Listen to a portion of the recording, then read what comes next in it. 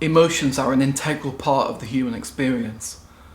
They're what makes us feel alive, whether it be sadness or joy, excitement, euphoria, upset, grief, loneliness. They let us know that we're alive in this world, that we're in contact with the things around us. Sometimes those emotions get too high though, and then people suffer from anxiety or stress. They get depressed. They have panic attacks. They act on impulse and get angry and do things that later they regret.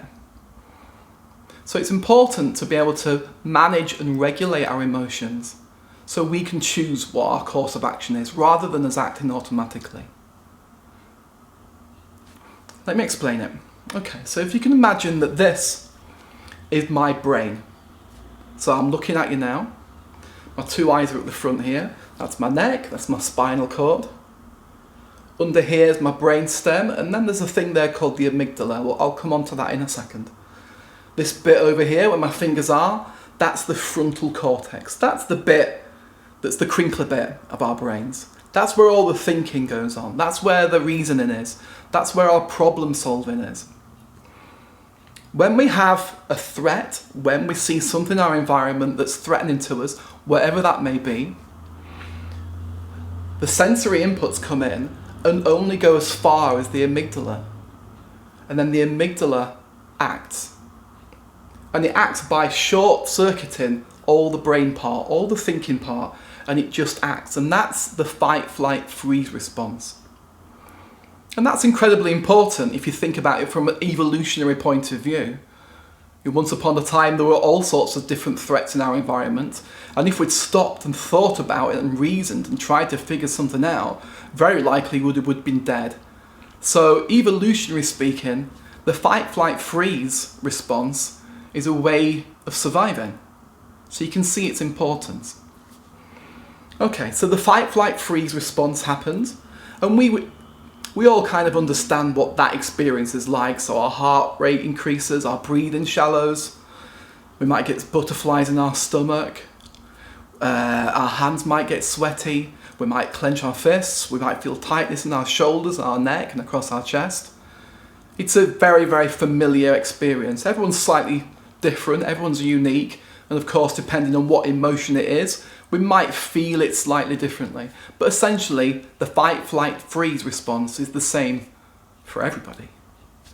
So when the fight, flight, freeze response happens, the amygdala pumps adrenaline and gets our body ready to pick up a rock and hit something, to punch something, to run away, or to stand incredibly still and hope that nobody notices us.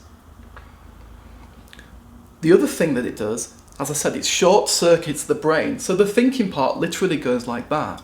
We can no longer access the reasoning part of our brain.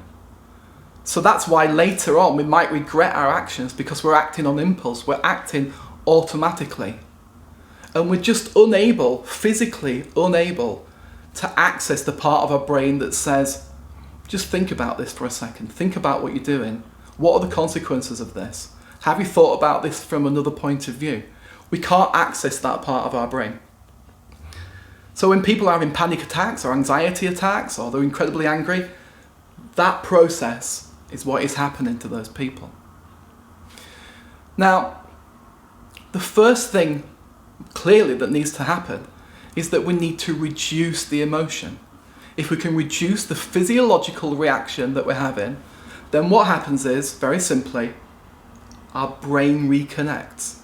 We're no longer having that short circuit.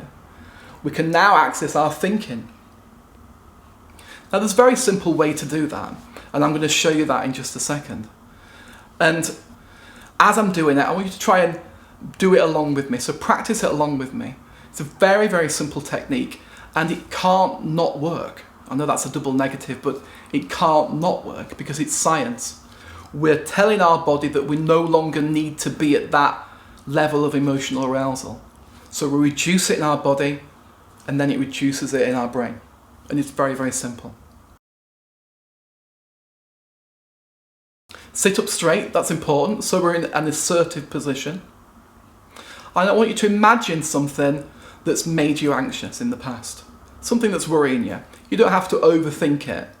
Or perhaps just put yourself in the shoes of what was happening for you back then, and just kind of be aware of how your body might have felt. So there's typical things such as tightness in the shoulders. My shoulders come up when I'm feeling anxious. I know that happens.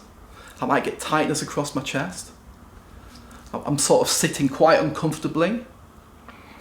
Some people's legs kind of shake and dither. Some people get like a kick in the stomach is what it feels like, or butterflies. Some people feel weak.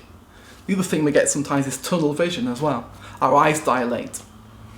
So whatever it is, individual to you, see if you can imagine it and just kind of do it, I guess.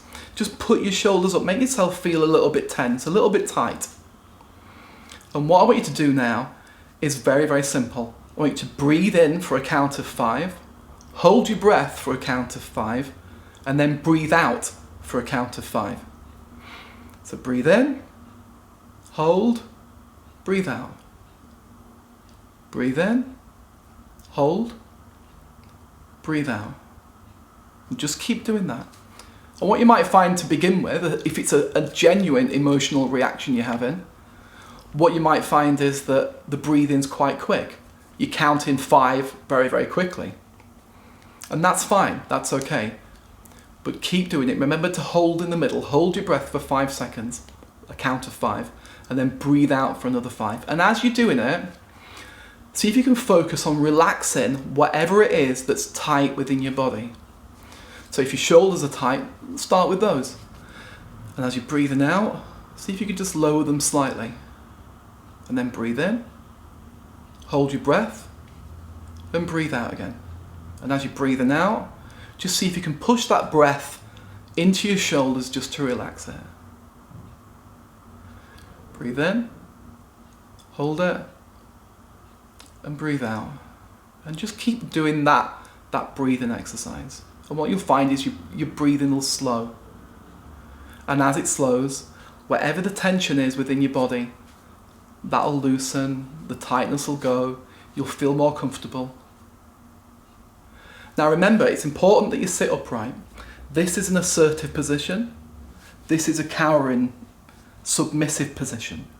You're not being aggressive, you're just being assertive. You can still be relaxed, you can still have your shoulders loose, but you can have your back straight. And keep doing the breathing, hold, and out again. Okay. And this will work.